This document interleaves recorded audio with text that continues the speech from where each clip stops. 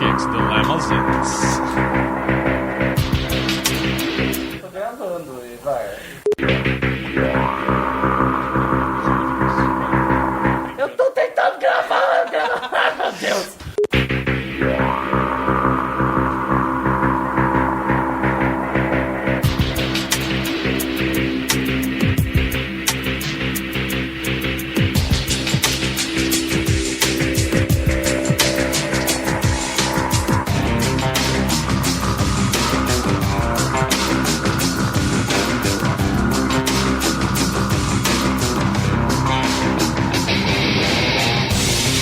Bem-vindos a mais um Vozes da Terceira Terra, o podcast de RPG com insights para DMs, GMs e narradores. Aê! Feliz Ano Novo! Feliz Ano Novo! Punk!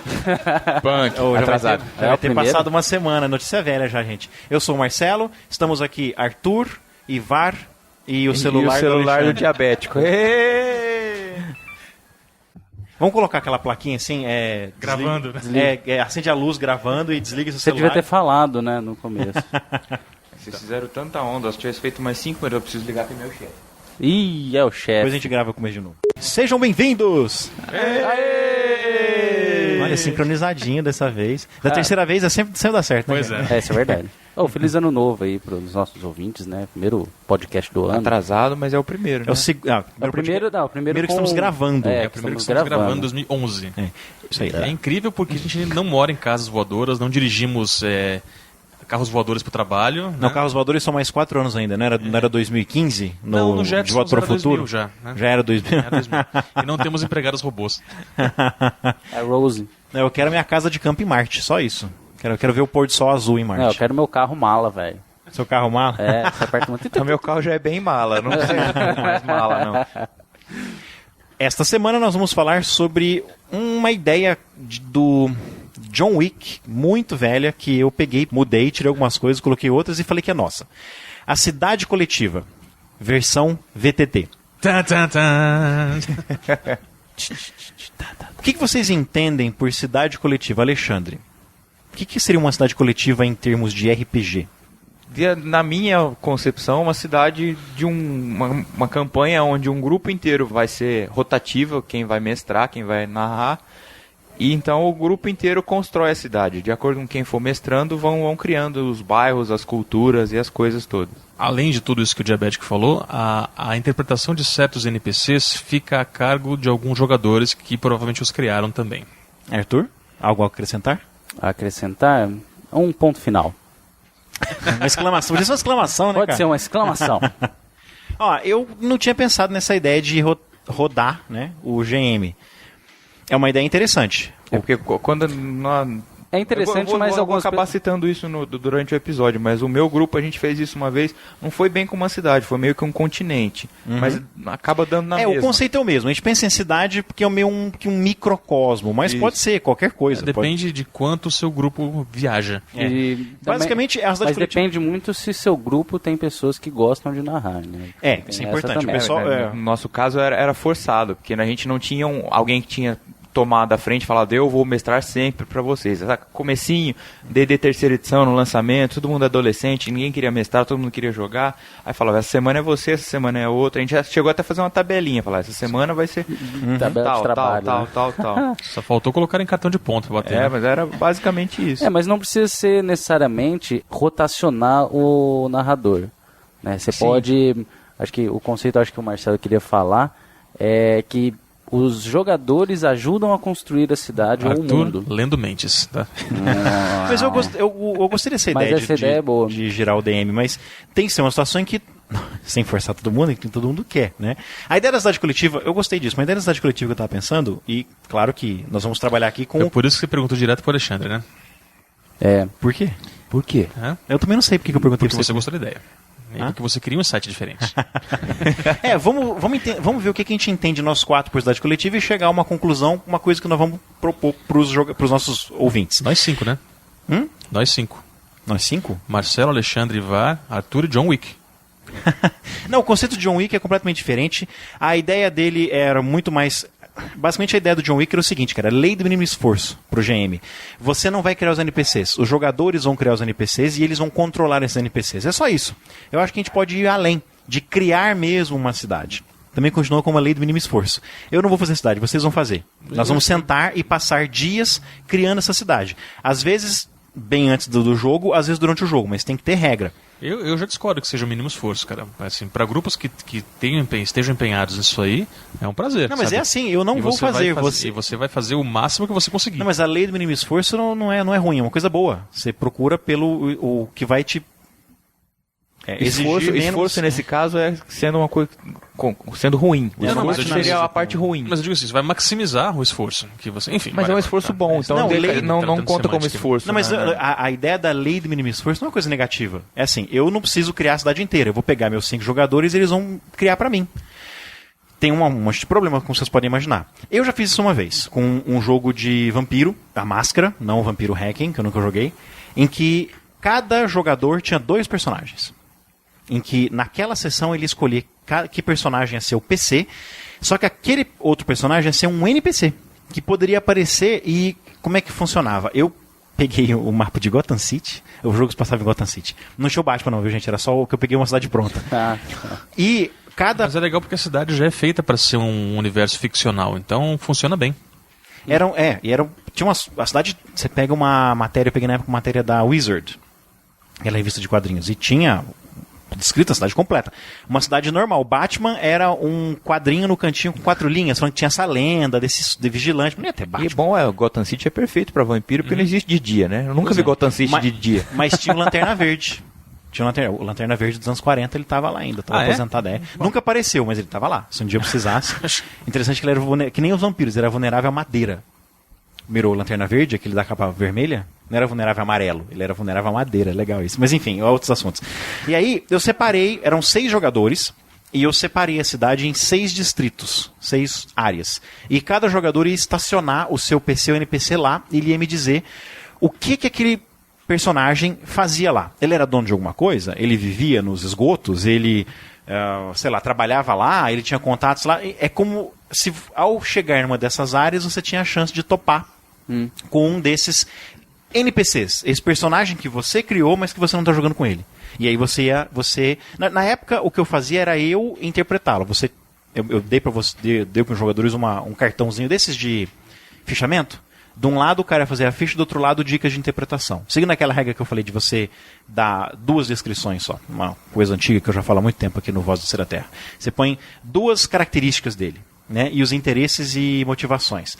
E eu pedi para acrescentar mais uma coisa, aliados e inimigos. Podia inclusive ser membro do grupo, ou você podia inventar. Nenhum jogador inventou, isso eu achei interessante. Ninguém colocou delegado de polícia, não sei o que da máfia. E aí tinha todos os vilões do Batman. Tinha o Pinguim, tinha o Duas Caras, tinha o cara de barro, tinha o Killer Croc nos esgotos. Você podia usar os vilões do Batman. Ninguém fez isso. O pessoal colocou como aliados e inimigos outros personagens jogadores, mas enfim. E aí, com aquilo, se aparecesse aquele cara, vocês estão naquela região de Gotham City, e apareceu o cara, eu que ia mestrar. Aquele cara, ia ser meu NPC, né? Só que eu acho que é legal a ideia dar os NPCs pros jogadores. Sabe, você não tá nessa cena, Arthur. É o Ivar e o Alexandre que chegaram lá no bar. Então, toma aqui esse NPC. Esse é o dono do bar, você que vai interpretá-lo. Isso é perigoso porque às vezes o jogador não vai ter o conhecimento do mestre sobre a aventura, sobre todas as respostas que o NPC poderia dar. Não é complicado isso? Eu acho perigoso também. Eu acho que às vezes ele não interpretaria ou não teria as informações que um mestre teria. Como solucionaríamos esse problema? Eu então, acho que aí, no caso, você teria que... O metaplot da campanha, a metatrama, digamos assim, teria que ser um pouco mais conhecida pelos jogadores. Ou então o mestre dá autonomia pro jogador que interpretar aquele personagem. Eu cheguei a fazer isso uma Ou vez. então dá uma ficha igual de programa, né? Tipo, se ele perguntar sobre isso, responda isso. Mas é o que está atrás da ficha de personagem, que o Marcelo falou. Exatamente. Você tem esses 2 tipos... Pode falar, Alexandre, depois eu falo. Não, eu falei que eu cheguei a fazer, eu não cheguei a fazer. Eu cheguei a pensar em fazer, mas não com o NPC. Eu dava uma autonomia maior, como o Ivar falou, para um jogador. Tipo, uma aventura de assassinato, que não era um one shot, ia ser 2 aventuras da crônica só, mas era para descobrir, era um grupo que estava fechado num microcosmo ali, né, de uma casa, de um navio, e tinha um assassino. E um dos jogadores era o assassino. Então esse jogador tinha todas as informações da aventura. Eu cheguei, conversei com ele antes de começar a aventura. Falei, vai ser você vai fazer isso. Se chegar alguém te perguntar alguma coisa, você responde isso. Então, a pessoa estava sabendo. Eu acho que dar essa informação a mais é válido, porque senão eu acho que fica complicado mesmo. Exatamente, são esses dois conceitos. O primeiro é, se aquele NPC tem que ter alguma informação importante, nós estamos indo, vamos usar o exemplo do bar que eu falei, estamos indo no bar para interrogar esse cara, para ver se ele já viu alguém ali, não sei o que, alguma informação que você tem que tirar, que aquele cara pode ter ou não, ou pode ter apenas parte da informação. Nesse cartãozinho, nessa folha de fichamento, pode ser até menor, pode ser metade de uma folha de fichamento, como eu falei no episódio uma vez. Não lembro que episódio que foi. Você pega aquele cartão de fichamento e corta ele no meio, para ficar menor ainda. Eu compraria um cartão menor, mas tudo bem. Ou isso também vale. É que eu tenho um monte desses que eu dobro no meio para colocar em cima da mesa. Assim. É que você já tem, né? Então. E aí você vai anotar atrás daquele cartão a informação. E se o cara vai se voluntariar ou não. Você vai colocar, esses jogos que tem teste de reação, por exemplo, é fácil. É só você colocar ali, o GURPS, por exemplo, já está pronto. O GURPS tem isso, né? Já está pronto ali, você não tem nem que se preocupar com isso. Mas em jogos que não tem, você anota. Se o cara vai voluntariar a informação fácil, se ele já é amigável com os PCs ou não. Aquela informação está atrás do cartão. E outra coisa, você não pode dar informação demais. Aquilo não é um PC, é um NPC. Tem a própria lista de inimigos e amigos dele vai ter mais ou menos isso em relação ao grupo. Sim, mas isso aí que eu tinha naquela falado... sua campanha. Nessa campanha era um personagem muito mais bem desenvolvido, porque era um personagem que depois, eventualmente, o jogador ia pegar e escolher, eu quero jogar essa semana com esse cara. Esse NPC é bem mais simples, você não vai ter a ficha completa. Vocês lembram como é que eram os NPCs do AD&D? Que eram uma linha, com a fichinha assim, super resumido, e ali uma característica, tipo assim, fica coçando a orelha o tempo todo, ou então tem uma cicatriz na cabeça. Você põe uma característica, ou então ele fala com sotaque nordestino, sabe? Põe uma característica só. Eu ia falar sotaque alemão, mas como é que você faz? Como é fazer sotaque alemão? Todos são nazistas. Todas são nazistas. Pronto. I drink vodka. Você isso coloca... é russo. O nazista russo. É uma pessoa do Nordeste da Rússia falando. Tá. A drink vodka, oxente. E aí você coloca a informação que o cara vai passar, mas uma linha só, uma informação. E aí, isso aqui isso pode ser novidade em vários grupos. A ideia é de que o jogador naquele momento vai ter autonomia para interpretar aquele cara. Ele pode decidir que não, esse cara não vai voluntariar essa informação. Aí que é legal vocês ir começar a testar e começar a experimentar, porque você pega um jogador mais power gamer, ou um jogador que tá... Eu não gosto de falar isso, mas um jogador mais imaturo, não como... Eu diria um jogador mais, talvez, inexperiente, ou não tão aberto a esse tipo de experiência. Isso acontece mais quando você joga com adolescente. Me desculpem, nossos ouvintes adolescentes, mas acontece mais quando joga adolescente. O cara vai falar assim, é claro que eu vou dar essa informação, porque eu também sou jogador... do grupo, né? Eu vou ganhar, eu quero levar vantagem. Quando você já tá mais... Depois de um tempo jogando RPG... Não, depois de um tempo jogando RPG, já não te satisfaz mais. Você não quer vencer. Sabe aquela situação em que você se dá conta de que às vezes é mais interessante que o seu personagem morra, ou que vocês percam a batalha? Você descobre que é mais interessante. Mas isso leva tempo. Você tem que satisfazer a sua necessidade de ganhar, de vencer, de ganhar XP, de ganhar tesouro. A sua necessidade quase masturbatória de sentir prazer ganhando. Porque todos os seus personagens no começo vão ser aquele mesmo personagem. Você gosta de fazer o bárbaro burro, você gosta de fazer o mago poderoso. Você vai fazer um atrás do outro. Um dia você cansa. Isso é verdade. Você fala, nossa... Mas você quer desafios novos, fazer coisas diferentes. Exatamente. Nessa hora... Aí você lembra do bardo. Aí você fala, nossa, vou fazer um bardo. Exatamente. Nessa hora que você propõe para os jogadores esse lance, vou te dar esse NPC. Não precisa explicar, o cara já sabe, não é o meu personagem, é um NPC. Então eu vou interpretá-lo. Às vezes ele vai ser até hostil demais com os outros jogadores. Aí você pede pro cara dar uma maneirada. Mas você tem uma informação. O cara não tem que se preocupar com muita coisa. Ele vai ver um maneirismo ou uma característica do cara, uma característica que ele possa fazer no jogo, porque não adianta falar assim, o cara é perneta. Como é que você interpreta um cara perneta, né? Uma serra. E aquele cara vai interpretar, sabe, aquela informação. Ele teve acesso àquela informação, mesmo que, por algum motivo, os outros jogadores não conseguiram extrair aquela informação do NPC, você finge que você não sabe daquilo, porque aí você me devolve a ficha do NPC e você volta a interpretar seu personagem, sabe? Eu acho que essa cumplicidade do GM com os jogadores é divertidíssima. Já eu já ouvi falar, isso infelizmente nunca aconteceu comigo, já ouvi falar de jogos Sabe quando você faz aquele grande mistério e fica frustrado porque os jogadores não estão solucionando aquele grande mistério? Eu acho que não tem problema, e eu já ouvi falar de grupos que fazem isso. O DM vira e fala assim, gente, esse cara na verdade é um lobisomem. Seus jogadores, seus personagens não sabem disso, mas ele é um lobisomem. Sabe? O DM criou um comprometimento, criou uma cumplicidade dos jogadores com eles. Os caras assim, nossa, que legal. Mas os caras vão interpretar como se eles não soubessem isso. Só que eles sabem mais ou menos o que eles têm que fazer. Isso aí é um desafio para a interpretação do subconsciente deles, sabe? Né? Mas quando, às vezes, não é importante. O importante não é descobrir que o cara é um lobisomem. O importante é viver aquela aventura em que tem um lobisomem nas matas. Sabe? É que nem em filme. Muitas vezes no filme você já sabe com grande antecedência que o cara é lobisomem e os personagens, os heróis do filme não sabem. Isso não faz com que fique menos divertido. Não estou falando para fazer isso o tempo todo. É que em algumas situações o foco não é desvendar o mistério. O foco é sobreviver, por exemplo. E às vezes você chega numa situação em que, sei lá, os jogadores estão querendo o tempo todo ir embora. Eles não querem ficar na casa para desvendar o mistério. Então, como é que você faz para manter os jogadores lá? Forçá-los? Fazer com que as paredes são inquebráveis? Fazer que nem aquele lance, né? Você quer que eles entrem na casa no meio da estrada, eles falam, não, mas a gente está com bastante coisa de viagem, a gente descansou, a gente vai continuar seguindo o resto, assim. Aí começa a chover. Os caras, não, a gente simplesmente usa magia aqui, não sei o quê. E aí levanta um exército de mortos-vivos. O jogador fala assim, pô, tá bom, DM, a gente vai entrar na casa. Quer que a gente entre na casa? A gente entra na casa. Acho que você não precisa fazer isso. Você pode virar pro jogador... Parece uma casa a cada quilômetro, sabe? Igual. Você não precisa fazer isso. Você pode virar pro jogador e falar assim, gente, olha, a história é na casa. Vamos pra casa? Aí os caras, beleza, né? O DM acabou de nos falar que a história é na casa, então é a mesma coisa. Os jogadores estão querendo ir embora, não, os personagens estão querendo, os jogadores estão querendo ir embora, é um problema, mas quando os personagens estão querendo ir embora, vocês falam assim, olha, gente, eu realmente criei essa história envolvendo o lobisomem nesse lugar. Seria legal se vocês tentassem investigar. Você não estragou nada. Né? Ou você fala assim, olha, talvez o lobisomem seja alguém dentre vocês. Os jogadores, nossa, que legal, você não contou quem é, mas agora eles sabem que ele tem que investigar isso. Eu acho que isso aí vira o jogador, pô, você estragou tudo, cara, sacanagem. Eu acho legal porque isso aí evita esses artifícios, sabe? Esses artifícios Deus Ex Machina, sabe? E você também mostra para os jogadores, dá um foco para a aventura deles. Você fala, não, então aventura na casa. Então tá.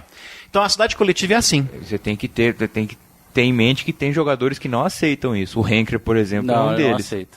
Ele fala, você tem que entrar na casa. Ele é um padeiro, o sonho dele é fazer um personagem padeiro. Mas eu não quero, eu quero ir pra padaria, não sei o quê.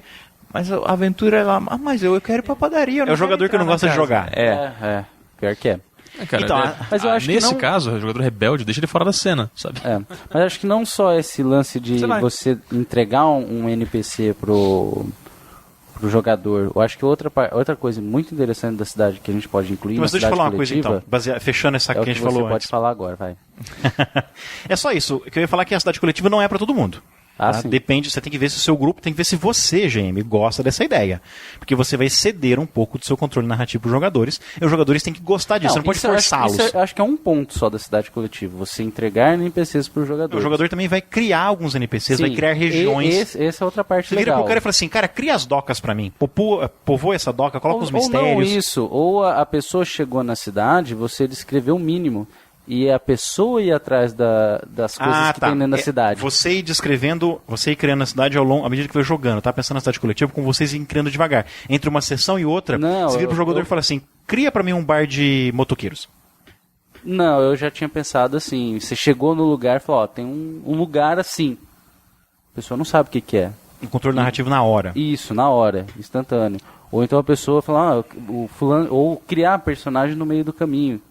Que ela pode ter tido um contato antes num background, e falar, eu quero saber assim, se o fulano de tal passou por aqui. Se o jogador se sentir confortável em criar coisas na hora, improvisar assim, beleza.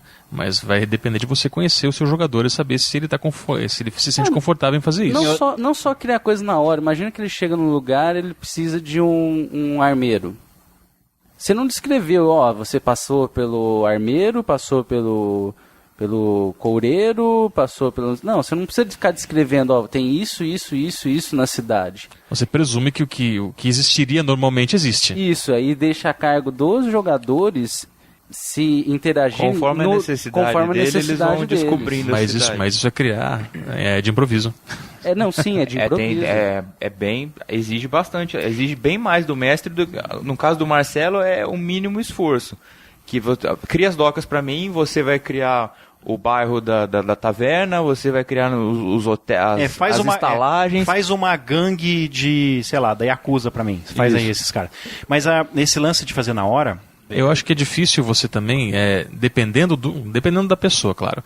É difícil muitas vezes, se o cara não está acostumado a pensar um pouco mais de improviso, ou se a pessoa gosta de planejar as coisas com antecedência, é muito fácil que esses personagens ou esses lugares caiam no estereótipo. E dá muito problema porque você vira pro jogador e fala assim, como é que é o armeiro? O cara trava. Se o cara não está preparado, o cara tem precisa. Então, o cara tem que estar disposto. Aí que tá. A pessoa tem que estar disposta e tem que ter um certo jogo de cintura. Tem que estar predisposta. Ela tem que saber que isso vai acontecer. Porque você pega o cara de última hora. Você chegou então. Eu já fiz isso várias vezes e descobri que os caras travam. Você então chegou no escritório para conversar. Eu quero conversar com o balconista para ver se eu consigo entrar nisso aqui. Beleza. Como é que é o balconista? O cara. E aí sai um estereótipo. Sabe? Se o cara não pensou antes. Eu acho que é uma ideia muito boa se, o jogador está acostumado, geralmente se o cara também é GM, e se você já avisou para ele, olha, nesse jogo vão ter pelo menos 3 NPCs que eu vou pedir para vocês criarem. E vai ser meio na hora, assim, né? Aí o cara já fica preparado. Mas mesmo assim, meu Deus. Mas sem ainda é pego de supetão, tipo, nossa, o balconista, eu não pensei nisso, eu pensei que fosse criar um cara... Ele é um anão, e um anão baixo, e tem um nariz achatado, tem barba e um capacete de chifre. Mas é um recepcionista. Eu acho que é uma ideia, cara. O personagem é meu, eu tô fazendo. Tá? Eu acho que... o Ivar tocou num ponto muito importante que eu tava quase esquecendo. Se você deu o controle narrativo pro cara... Você não pode negar depois. Arque com as consequências, né? Exatamente. Não, mas não só essa questão de criar personagens, eu tava pensando. Eu tava pensando na questão de criar locais. Dá muito mais trabalho fazer na hora. Muito mais, não sei se dá muito mais trabalho. Dá sim. O cara vai incorrer ao clichê. Por exemplo, beleza, os caras chegaram numa feira, ao ar livre. Você não precisa ficar descrevendo, aqui tem uma quitanda de frutas, ali outra de verduras, ali um tiozinho gritando, tá. Você deixa a cargo deles assim, beleza, como é que vocês imaginam essa feira ao ar livre? Mas então, Arthur, é que aí o seguinte, se o pessoal não estiver preparado para isso... Não, concordo. Você tem que ter um grupo de jogadores que tenham esse jogo de cintura para isso. Né? E tem outro Mas problema. é uma coisa que funciona. E se for para cair no estereótipo, às vezes é melhor nem fazer, então. Sabe por que eu... Dependendo, claro, da predisposição do grupo. Né? Sim. Sabe o que eu acho que... Não estou falando que isso acontece sempre. Acho que funciona algumas vezes, mas eu acho que na maior parte do tempo não funciona, porque você, na verdade, especialmente que é uma situação numa cena em que eles vão interagir, você parece que está dando uma escolha para o jogador, você está tirando a escolha dele.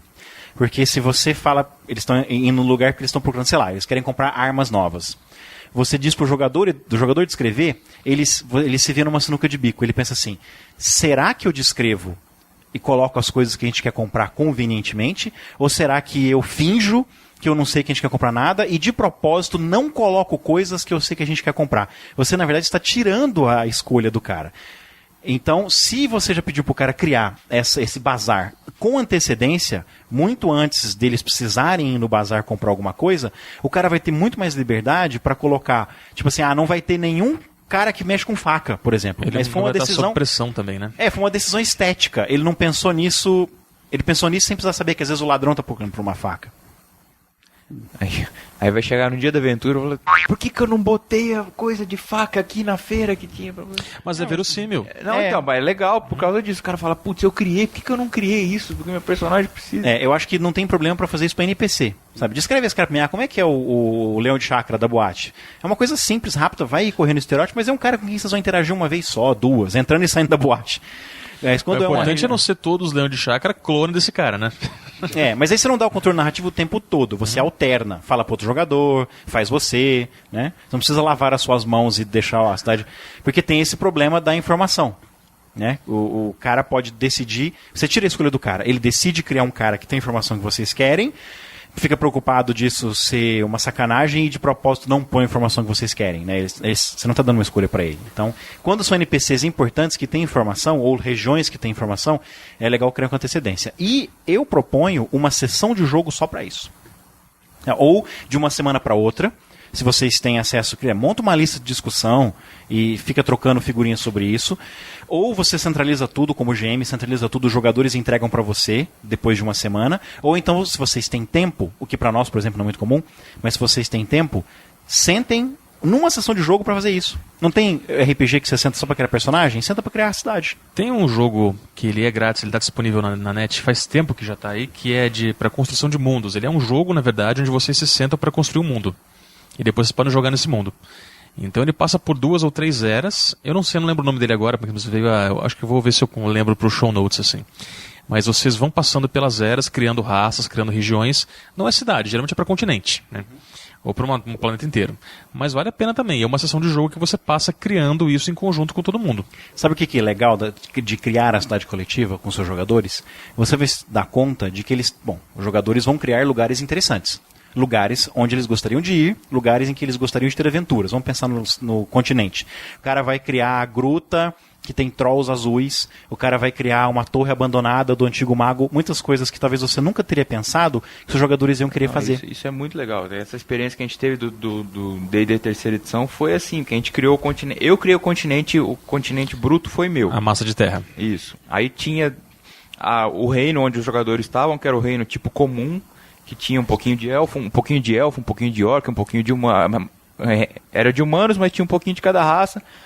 Tinha um reino mágico embaixo, tinha uma floresta mágica do lado e acabou.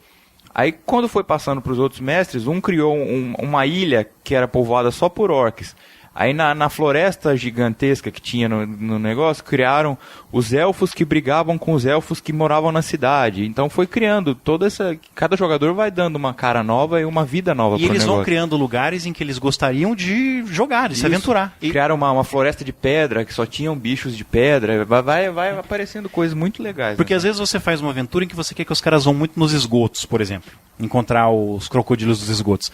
E você descobre... Você não faz isso. Você deixa os jogadores fazerem a cidade coletiva. Você descobre que nenhum deles colocou nada de esgoto. Ou seja, eles não iam... Talvez eles gostassem sim, porque a ideia do GM é fazer o inesperado para vocês. Mas você descobre que os caras estão querendo mexer muito com, sei lá, com máfia, por exemplo. E você ia querer fazer uma aventura de caça a monstros. Isso é legal, um exercício gostoso de você ver o que os jogadores querem fazer naquele momento, não para sempre, né? Uhum. Não é toda a cidade que tem coletiva. Acho que isso é legal ser um único projeto. Um projeto. Aquela cidade, ou aquele continente. Mas é um projeto de longo prazo, isso aí vai se estendendo. Pra vocês sempre voltarem jogando. É um lugar de campanha, né?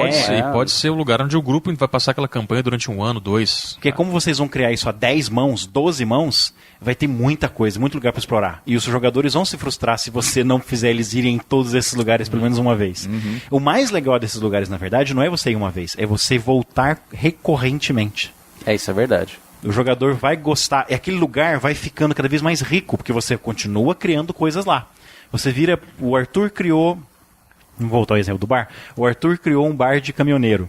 Da segunda vez que a gente volta lá, eu peço pro Ivar fazer um personagem lá dentro. Da terceira vez que a gente volta lá, eu vou dar um NPC que eu fiz como informação pro Arthur, que é um cara que tá sempre lá. Às vezes eu até peguei um cara que o Arthur descreveu, mas só descreveu como cenário, e eu entrego pro Alexandre. Olha só, em 3 vezes que a gente foi lá, esse negócio já ficou enriquecido. Uhum. É divertidíssimo, é cansativo. Além disso, você começa a criar afinidades e laços com NPCs, né? E nada impede... NPC recorrente, é uma coisa muito legal de você ter. Legal. Uhum. Além de, claro, você sempre tem aqueles NPCs, que nem o Marcelo citou, que você vai interagir uma vez na vida do seu personagem inteira, né? O tipo Leão de Chácara, o que você não vai prestar atenção. Mas tem aqueles também que são recorrentes e que aparecem com certa frequência e que evoluem ao mesmo tempo que o grupo também evolui. Esses são os mais legais, né? Você pode dar informações novas para NPCs velhos. O cara tá sempre lá, faz tempo que vocês vão lá e tem aquele cara que foi usado uma vez. De repente, você decide que você GM, quer colocar mais uma partícula de informação lá. Novamente o cartãozinho. Aquele cara já tinha cartão, beleza, risca aquela informação que é velha ou apaga se você fez a lápis, põe uma nova informação. Próximo jogador que for interagir com aquele cara, você dá pro outro jogador, taca a nova informação lá. Ou então só acrescenta aquela nova informação, escreve no papel e fala assim, ó, é esse cara que tem essa informação. Ou esse cara tem essa, ou não tem a informação, né? Que às vezes os caras têm que voltar. Isso pode ser feito em jogos de fantasia. Sabe aquele jogo típico clássico, D&D, que os jogadores saem para explorar e sempre voltam para a mesma cidade? Uhum. Quando não são os jogadores errantes, que eles ficam viajando pelo continente, eles sempre voltam, você pode criar essa cidade também. Porque eventualmente eles vão querer interagir naquela cidade. Então eles ficam voltando. É uma maneira de você criar uma cidade coletiva. Como são sempre vilarejos, eventualmente a cidade vai estar completa. Mas aí os jogadores vão ter essa sensação de que eles ajudaram a construir aquele mundo. Que a cidade foram eles que criaram. Então ela está mais real. Porque ela não foi criada por uma pessoa só, ela foi criada por 5, 6. Ou então, por exemplo, se o grupo é formado por pessoas de regiões diferentes, você pede para aquela pessoa criar a região de onde ela veio. Pode ser Isso também é uma coisa interessante, porque quando ela chegar nessa região, ela já vai ter total controle, ou saber onde fica cada coisa, o que ele precisa, quais os objetivos, e sabe ser direto, né, quando chegar na região. Eu tenho 2 exemplos aqui. Esse negócio que o Arthur falou me lembrou do tempo que eu estava na crônica de live action nacional do Brasil by Night. Bons tempos, e não tão bons tempos assim, porque digamos que eu aprendi naquela época o que não fazer, sabe? Mas uma coisa interessante, como naquela época eu morava em São Paulo ainda, então um dos narradores da crônica teve uma ideia, depois de um tempo eu saí, eu não sei se isso aí foi pra frente, mas eu achei legal. Como morava em São Paulo é uma cidade imensa assim, então como é que ficou definido essa criação coletiva da área onde o personagem atuava? O cara ele falou que ia comprar um guia da cidade, aqueles livros que tem um mapa. Você mora na Vila Mariana, você mora na Aclimação, você mora, sei lá, em Pinheiros. Onde é que você mora? Moro em tal endereço. Beleza, seu endereço é essa página 47 do guia. Ele arrancava a página, dava pra você, fala aqui é seu território, fala o que tem aqui, faz uma pesquisa, lugares legais e coisa e tal. Aí você devolvia pra ele, dizendo o que tinha ali. E se eu bem me lembro, você fazia de caneta preta lugares reais e caneta vermelha lugares que você inventava, que existiam aí. E era um material de crônica, então uma crônica onde participavam acho que 50 ou 60 pessoas, isso ia dar um material excelente para fazer milhares de coisas também, depois que tudo estivesse pronto. Para você criar essa cidade coletiva, além de você procurar os bairros e áreas específicas, por exemplo, bairro industrial, bairro de docas, bairro de balada, bairro cultural assim, um aspecto interessante também é pensar na organização das cidades, né, do mundo real. Por exemplo, as cidades são organizadas a nível de administração, né? Ai, meu Deus. Tá perdoado. Para você administrar cidades, as prefeituras têm secretarias. Então, por exemplo, Secretaria da Cultura, Secretaria de Esporte, Secretaria de Educação, Ciência e Tecnologia. E você pode passar, digamos, essas secretarias para os seus jogadores pensarem. Então, por exemplo, como é que é a ciência e tecnologia dessa cidade aqui? É steampunk, é atrasada, tem corrupção, não tem? Como é que é a justiça dessas cidades? O sistema penal, prisional, esse tipo Isso de geralmente coisa. é definido pelo cenário já, né? O cenário já traz essa pré-definição. Quando você tem um cenário pronto, sim, mas quando você está construindo... Não, o alguma cenário coisa assim, do zero, o mote do RPG, nós vamos jogar Vampiro à Máscara, então nós já sabemos que é um lugar mais corrupto e uma cidade bem moderna. Vamos jogar Marvel Super Heroes, nós sabemos que o nível tecnológico é bem mais alto. Mas, por exemplo, como é que são as universidades desse lugar? Como é que são, por exemplo, quais são os museus, quais são os cinemas, teatros e coisa e tal? Mas eu acho que isso é uma coisa que você vai criando à medida que você vai precisando. Nós temos que ir no museu, beleza, vamos criar um museu então. Não, mas algumas coisas você pode deixar, claro, se você vai precisar de um museu específico, sim, né? Mas os maiores, pelo menos, você pode deixar meio já esquematizados. Não, eu acho que quanto menos coisa você fizer com antecedência, melhor. Você pode descobrir que você criou uma rede de lanchonetes e nunca usou nenhuma. Então, quanto menos... A ideia é você ter, como GM, ter menos trabalho e deixar os jogadores criarem. Não, mas isso passar por cada uma dessas secretarias, digamos assim, passar para cada jogador que se interessa por elas. Mas acho que, seguindo a lei do mínimo esforço, você só vai criar coisa quando você precisar. Você descobre quantas vezes em série de TV ou em gibi, você só descobre que a cidade é portuária depois da edição 50, depois do episódio 25. Sabe? Até então não precisava que fosse portuária. De repente você decide que ela é portuária. Aí ela passou a ser, aí você não muda mais. Você não pode, de repente, colocar ela no meio do deserto. Né? Você faz o efeito do observador em GURPS. Você só coloque um museu quando você estiver precisando de um. E é que ele vai passar a existir. Eventualmente, você precisa de outro museu. Esse é de história natural, o outro é de arte. Mas não coloca antes, não. Senão você começa a engessar justamente aquilo que era para ser orgânico. Um crescimento natural. É a minha opinião. Eu acho que tem vantagens tanto na visão do Ivar quanto na visão do Marcelo. Tipo, a visão do Ivar, quando você precisar de alguma coisa que às vezes você não sabe onde encaixar, fala, putz, eu precisava de alguma coisa de espionagem e eu criei essa rede de lanchonete aqui. Tudo bem, uma coisa de espionagem numa rede de lanchonete é ridículo. Mas não, cara. A rede tá Spy. No filme de James Bond não é. Então, você já tá um passo à frente. Tudo bem que pode ser que você crie muita coisa que você nunca vai usar. Mas como às vezes não foi nem você que criou, então tá lá para ser usado. Mas tem o que o Marcelo falou também, às vezes você já tá pré-estabelecendo uma coisa que no futuro poderia ser diferente se você não tivesse feito já, poderia ser melhorado. Por exemplo, você decidiu que existe vamos pegar o exemplo da Gotham City dos filmes, do Batman. Tem aquele bairrozinho que é uma ilha, né, o Arrows, que é a ilha Arkham, por assim dizer. É um bairro pobre que estava ali. Você definiu que esse bairro fica em algum ponto da cidade antes de precisar dele. 20 aventuras depois, você descobre que você precisa dele. Mas por algum motivo, ele deveria ser fora da cidade. Deveria ser no subúrbio, não no centro, no Rio. Você fala assim, pô, caramba, mas a gente já criou, vamos mudar? Aí você se vê forçado a mudar a realidade. Se você até então se você não criou um bairro pobre e até então não precisou, quando você precisar, você vai colocar ele no lugar e da maneira em que você está precisando. A minha premissa aqui é você deixar algumas cartas na manga, também sem exagero. Você não vai criar 25 museus e usar 2, ou 1, né, ou nenhum. Né? Mas cria algumas coisas para você deixar assim, pelo menos já meio formatado, para quando você precisar, você só continuar a desenvolver, ou já ter alguma coisa meio pronta ali na manga. Eu acho que uma outra dica que a gente pode deixar aí para os DMs é fazer uma lista, né, de lugares que ele pode tanto usar como não usar, mas saber que existem. Eu acho que você pode, no máximo, separar lugares que são, tipo assim, é meu. Vocês não podem criar nada... Não tô falando você mostrar o lugar complexo, assim, da descrição inteira. Mas, por exemplo, você tem uma lista de, tem museu, tem casa de show, tem... Fazer uma lista de coisas que você pode colocar ou não dentro da sua... Aquelas construções do SimCity, sabe? Que você pode colocar ou não. Esse é um dos motivos pelo qual o Terry Pratchett nunca fez um mapa do Discworld, por exemplo.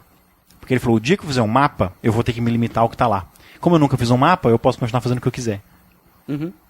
Claro que as coisas que ele já fez, ele continua, né? Existe umas ilhas que ficam na borda, onde fica caindo a água lá, né? Ali ele já criou, ali deixa. Mas como ele nunca fez um mapa, ele pode ficar inventando continentes inteiros. Ele resolve que agora vai ter um continente ali. Se ele fez um mapa, não tinha um continente ali, putz, e agora? Agora eu preciso de um continente. Isso é uma ideia interessante, você não ter mapa. Você ir criando, assim. No caso de Gotham City, por exemplo, já tinha um mapa, porque eu até queria que os jogadores escolhessem áreas, né? Ficar uma coisa meio jogo de tabuleiro. Também não tem problema. Mas é um meio termo. É igual no... Você pode dizer, na verdade... você pegar Sabe o que eu acho legal? Não é dizer o que pode ter. Você pode dizer para os jogadores o que não tem. Olha, nessa cidade não tem escritório da FBI.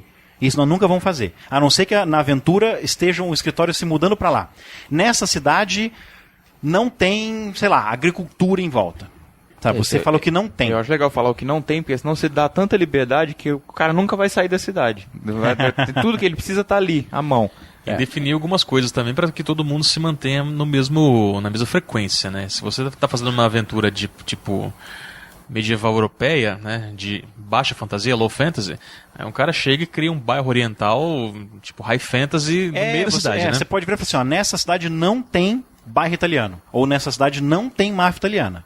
Você não fala que tem qualquer outra máfia. Você não falou que tem máfia búlgara, que tem máfia russa, que tem a máfia japonesa. Máfia argentina, é uma das piores. Cheia de nazistas, né? Mas você que falou, falam espanhol. Mas você falou, não tem máfia italiana. Sabe, você não restringiu as outras máfias. Porque você fala, tem máfia búlgara, tem máfia argentina e tem máfia chinesa. Você está dizendo que tem. Você está restringindo muito mais do que se você dissesse, não tem máfia chinesa, por exemplo. Não tem imigrantes chineses nessa cidade, por exemplo. Aí os jogadores já sabem que aqui eles nunca vão mexer. Limitando as opções, você acaba dando mais opções. É que nem... É mais fácil você escolher um prato num cardápio de 2 páginas do que num cardápio de 12 páginas. Então, mais alguma coisa a acrescentar? Eu acho que só pro DM tomar cuidado de criar muita coisa e não conseguir aplicar isso nas aventuras. Mas é por isso que eu acho legal você só criar à medida que você vai precisando. Isso é verdade. Não criar com antecedência. Vamos jogar semana que vem, gente, uma aventura de assassinato. Então vamos começar a criar umas regiões aqui. Vamos fazer umas festas, inventar um povo mais rico, inventar uns criminosos, uma polícia corrupta. Inventou aquilo naquela sessão, nesse sentido de que você separou uma sessão para criar. Na próxima você vai jogar aquilo. Ivar? Você estava com uma cara de que não estava gostando do que eu estava falando. Não, eu estava tentando lembrar de uma coisa, daquela peça que teve lá no Teatro Santa Rosa, O Triste Fim de Pamela o quê? Pamela Sanches. Pamela Sanches, E daria perfeito, cara. A festa já está criada, a mansão está criada, os NPCs estão criados já. Dá para fazer uma aventura legal com a peça. Uhum. Nessas aventuras... Eu estava pensando, O Triste Fim de Pamela Anderson, né? Mas não ela não morreu ainda, né? Nessas situações, ia haver né? uma A triste vida de Pamela Anderson. uma enchente de silicone. Se isso acontecesse. Nessas situações em que você tem um grupo em que vocês conseguem se encontrar sempre e para pensar em um pouco da cidade de cada vez, vamos jogar na semana que vem então uma aventura em que nós vamos entrar no submundo, vamos mexer com a máfia, com os criminosos, com os drogados, com os traficantes. Aí beleza, naquela sessão vocês vão criar um pouco disso para usar na próxima sessão. É coisa imediata, como é que chama? Ready-made, não é que chama aquele negócio que você fala, que você põe no micro-ondas? Sob demanda. Hã? É sob demanda. Sob demanda, é isso aí. Isso aí. Você põe no micro-ondas e liga, chama-se lasanha, cara. Ai, meu E come. Deus. Bom, já estamos estourando, gente. Estamos com 40 minutos. Era para ter acabado essa conversa com 30. Vamos resumir, então? Resumindo, então. A cidade coletiva é uma Mas, cidade... Marcelo, por que você está com essa ideia de fazer sempre os episódios durarem 45 minutos? Para caber... para que a pessoa possa colocar 2 episódios do Vozes numa fita de 90 minutos. Ah, bom. Aí eu recomendo usar fita de cromo, tá? Não usa fita de ferro 2, não. Não é muito bom, não. Por causa dos graves, né? Exatamente, por causa dos graves. Legal. Nossa, a voz tem muito grave, né? Grave.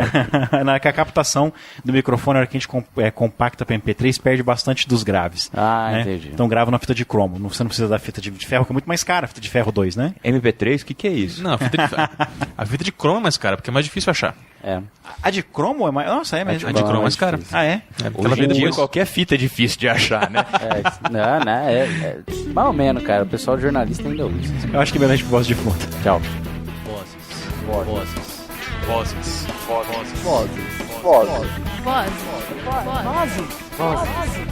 Vozes da terceira.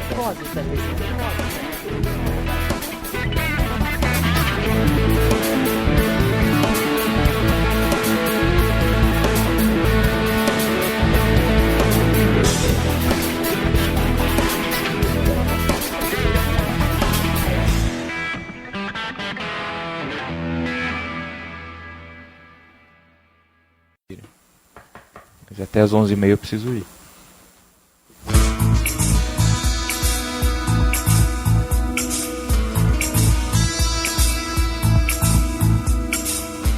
Vamos ver se o assunto não esgotou, né? Depois de tanta coisa que vocês ficaram falando até agora. É, realmente, falamos de várias coisas. Ah, mas a gente tá animado com esse O de Trazerro de Cachorro aqui, que tá... Você viu? Ó. Na verdade, Cara, sala aromatizada. Outros 500, outros 500. só que é o seguinte, dá pra trocar a fragrância, cara? Porque... Eu prefiro o cheirinho lá da nova expansão do novo shopping. Vocês repararam que tem um cheirinho diferente das outras expansões? Não. Porque shopping... Quer dizer, não é todo shopping. O novo shopping, por exemplo, não faz isso. Shopping, loja geralmente, né? Põe cheirinho, põe perfume no ar-condicionado. O Ribeirão Shopping faz isso. E o cheirinho da expansão, aquela nova expansão que Parte onde do está o cinema. Decathlon? Do Ribeirão, não do novo. Do Ribeirão Shopping. Ah, sim, Ribeirão, esse eu já sim. assisti, esse Isso. é bom. Tem um cheirinho diferente do resto do shopping. E o shopping em si tem um cheirinho. Reparem pra você ver, tem um cheirinho no ar-condicionado. É, lá em É, cima a hora tem que cheiro você de sai, mofo. você sai com cheiro de shopping, né? Embaixo tem cheiro aromatizado. Teve um estúdio que eu sei lá. ensaiei um tempo, e os caras, assim... Era um Identidade olfativa. Era, mas os caras faziam isso. Era um estúdio de... O pessoal ensaia banda. E era também uma escola de música. E era uma família que tomava conta. E a dona colocava um tipo de um talco perfumado dentro da cápsula do microfone. Cara, era muito legal. Pra quem não era alérgico, né? Não, mas não era nada muito... Assim, quando você chegava perto pra cantar, você sentia. Não, era tipo pó fino. Pó fino, Isso. meu amigo. É alérgico, Pessoa alérgica é detector Não, de pó mas- fino. Bom, enfim, tá. Imagina Eu não sou o alérgico, refrão. então não tenho como Hey, dizer. tchum, tchum, tchum. Hey, tchum, don't make it bad. Por que o Ivar só faz piada com Beatles, né, Ô, cara? Você marcou as E com frases? Saci. E com Saci. Mas sabe Hoje a gente tá com as frases de efeito, né? A gente marcou. Não, mas quais elas são eram as internas, frases? as pessoas não podem saber. São nossos segredos profissionais. Ah, então tá. Beleza. Mas sabe que era uma das minhas frustrações quando eu comecei a dar aula de inglês? Sabe, eu ia pra dar uma aula, tipo, do básico 1, assim, eu, do alto dos meus 23, 24 anos, né? Aqueles alunos com 15, 16, eu citava Beatles, citava música dos anos 60, 70, ninguém sabia o que eu tava falando. Você citava Monty Python e o Cálice Sagrado, ninguém Citei, entendia. ninguém Princesa entendia. Prometida, ninguém sabia. Não. A Princesa Prometida nunca citei, não. Mas assim, cara, era frustrante. Aí depois ia pra aula de capitais de estados e cidades e países, tinha coisa que eles não sabiam também, sabe? Achavam que a capital dos Estados Unidos era Nova York. Quando eu era criança também achava. Capital do Brasil é Eu me pergunto- Buenos Aires Mas, até Marcelo, hoje, né? pessoas com 16, 15 anos, cara, não tá mais em idade de achar que a capital dos Estados Unidos é Nova York. Eu me perguntava, outra vez que eu assistia Caça Fantasmas, por que eles iam falar com o prefeito e não com o presidente. Tipo, mas por que eles vão falar? Por que vão falar com o prefeito de Nova York? Cadê o presidente de Nova York? My name is Inigo Montoya. You kill my father. Prepare to die. Nossa. Vocês não viram esse filme, né? Vocês não viram? Isso é da Princesa Prometida, o filme mais legal que eu já vi, cara. Eu fui ver um site de camiseta essa semana e tem um monte de camiseta desse Montoya maldito. Eu falei, quem que é esse cara? Eu tava tentando descobrir de onde que veio. O Monty Python. É aquele piloto de Fórmula 1, o João Paulo Nigo Montoya. Ai, meu Deus. A Princesa Prometida é o Monty Python dos anos 80. As pessoas que têm mais de 30 anos, por volta dos 40, fazem referência a Monty Python, o Cálice Sagrado, Monty Python, o Sentido da Vida, Monty Python, a Vida de Brian. Pessoal, vamos dizer assim, os nerds de 25 por aí, eles fazem referência à Princesa Prometida. Os neonerds. Os... Isso aí vai virar termo, quer ver? Eles raspam a cabeça e tatuam Ni na testa. Assim. Nossa, não, isso eu conheço o Cálice Sagrado, a Princesa Prometida não. Ah, não, mas eu é porque vou, você então não não é assistir. neo- Então não vamos assistir. Não, eu tenho Você esse não DVD. é neonerd. Eu tenho o DVD. Então assistir. Você é nerd velha guarda. Não, vocês têm que ver esse filme. É Vintage. muito legal. É vintage. Vintage Nerd. A história desse filme foi o seguinte. A irmã da Luciana queria ver... A irmã mais nova da Luciana queria ver um filme de princesa. E aí a Luciana assim... Ah, o Ivar já entendeu. A Luciana assim, mas nossa, que coisa chata, filme de princesa. Ah, eu quero ver filme de princesa. Beleza, foi na locadora. Isso tem muito tempo, tinha locadora naquela época, né? Pra você ver como é que é a história antiga. Aí ela assim, caramba, vou ter que aguentar um filme de princesa, mas tudo bem. Ela quer ver filme de princesa, foi lá, procurou na locadora. Eu não sei se eles pediram ajuda pra alguém, mas enfim, achou a capa. E a capa, Não, o filme chama... Pesquisaram por ordem alfabética, princesa. É, deve ser. A capa, a Princesa Prometida, na capa tem aquela moça... hoje ela tá fazendo The L Word. Eu não sei como é que ela chama. Uma moça vestida de princesa, com um príncipe lourinho, uma moça lourinha. Falei assim, nossa, é isso mesmo, vamos levar. Luciana, nossa senhora. Tá bom. Aí colocaram no VHS e começaram a assistir, assim. É a musiquinha, a trilha sonora do Mike Knopfler, cara. Então começou aquela musiquinha meio bem Dire Straits, assim, super tranquila. E aí contando a história. Começa com um velhinho contando a história pro neto, né? Uhum. Pega um livro de princesa, assim, beleza, vou contar a história. A Luciana e aí... já dormindo, né? Hã? O Luciano já tava dormindo nessa hora. Ela assim, não acredito, tem que aguentar 1h30 disso. E aí começa com a princesa, que era prometida, porque eu não sei o que o grande vilão tal. E ela amava um cara, não sei o que. E aí... os primeiros 5 minutos de filme, Aquela o cara morre. Bem clichê, né? Os primeiros 5 minutos de filme, o cara morre. Sabe assim? Aí o cara não sei o que, mas morreu. Aí a Fernanda assim, como assim? O príncipe morreu? Aí tá. Aí ela é presa pelo príncipe malvado. O príncipe malvado, cara, como é que chama o cara? Peter Sarandon? É o ex-marido da Susan Sarandon. O cara é muito, muito bom, cara. E ele tá chamado que é o não sei o que, o vilão maligno e terrível. O cara é um, tipo, banana. Tipo, eu vou te prender porque você vai casar comigo, sabe? Uma coisa meio, vamos... Você vai ficar presa até aceitar casar comigo. E aí beleza. Aí ela fica presa e tem que casar com ele até não sei que dia. Tipo, vilão de Castelo Falkenstein, sabe? Umas coisas assim. Aí, tá bom, então. Ai, como minha vida é triste ter que casar com esse cara. O príncipe malvado, matou o rei, não sei o quê. Aí, ela é sequestrada e vem um cara, o Dread Pirate Roberts, né? Acho que é Roberts. Faz tempo que eu assisti isso aí, cara. O terrível pirata Roberts. Tá atrás dela, e aí beleza, aí tem que enfrentar os 3 caras com 3 desafios, assim, a Fernanda assim, já tá voltando a ficar legal novo. Mas começa a parecer umas coisas meio bizarras, assim, né? Que aí tem aquela cena em que ele vai enfrentar o Inigo Montoya, que é o espanhol, que eles estão lutando, os dois com a mão esquerda, com o sabre com a mão esquerda. Aí um deles fala assim, você luta muito bem, mas eu tenho que te contar uma coisa. Ele, o quê? Eu não sou canhoto. Aí ele troca de mão a espada e começa a lutar melhor.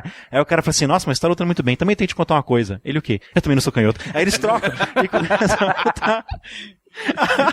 Muito bom. Aí tem hora que aparece eles precisam de um mago.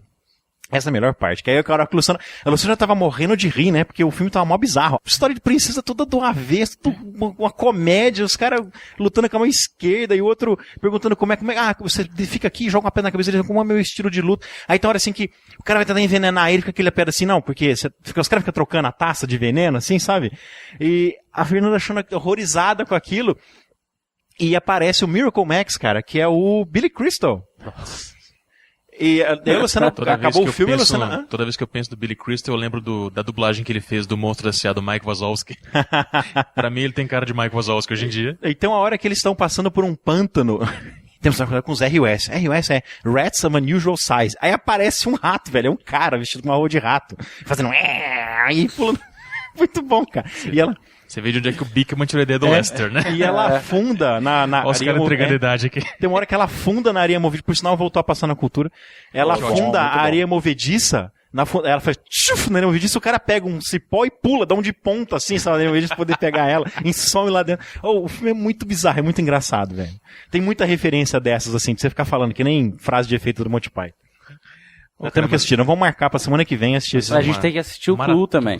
O Clue também. E aquele do Barão Munchausen lá. Barão Munchausen. Beleza, Nossa, cara. essa noite Noite de Vamos fazer uma noite de cinema. filmes interessantes, né? Agora, eu queria cumprimentar o Alexandre aqui por ter falado a palavra vintage com a pronúncia correta. vintage. Não, vintage, cara, porque o pessoal Vintage? acha... Não, vintage é o correto, né? Agora, tem muita gente que acha que tudo que tem A no inglês, você pronuncia A, né? Por exemplo, Image. hã? Image. Eu comprei um baixo vintage, uma guitarra que tem um som bem vintage. assim, Por joguei em muitos estúdio, anos né? eu joguei com uma galera em Franca que jogava Aliens versus Predator. Predator, né? Comprar um CD pra gravar coisa em casa, um CD, um DVD printable, sabe? Ah, essa eu nunca ouvi. Printable. Vai no shopping da mídia pra você ver.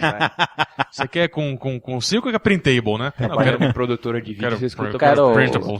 Quero printable. Então, velho.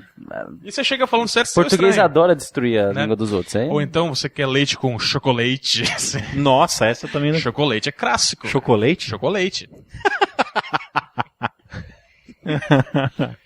E o cheiro de cocô de cachorro continua. Essa conversa de, como é que é, não sei o que, olfativa aí é... Fadiga olfativa. Fadiga olfativa Só é funciona só, com isso. só funciona com o Ivar. Nosso nariz é incansável. Não, ele mas cansa. é que deve ter cachorro aumentando a dose Vamos passar calor? de cocô aí fora. Não. Ah, se quiser pode colocar o ventilador pra baixo. Não, tá bom, vamos em frente.